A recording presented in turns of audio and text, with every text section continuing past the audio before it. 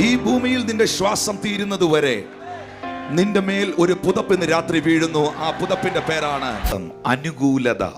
1 തെസ്സലോനിക്കർക്ക് എഴുതിയ ലേഖനം 2-ാം അധ്യായം 13-ാം വാക്യത്തിൽ അപ്പോസ്തലനായ പൗലോസ് പറയുന്നു, ഞങ്ങൾ പ്രസംഗിച്ച ദൈവവചനം നിങ്ങൾ കേട്ടു, മനുഷ്യന്റെ വചനമായിട്ടല്ല, സാക്ഷാൽ ആകുന്നത് പോലെ ദൈവവചനം ആയിട്ട് തന്നെ കൈക്കൊണ്ടതിനാൽ വിശ്വസിക്കുന്ന നിങ്ങളിൽ അത് വ്യാപരിച്ചുകൊണ്ടിരിക്കുന്നു.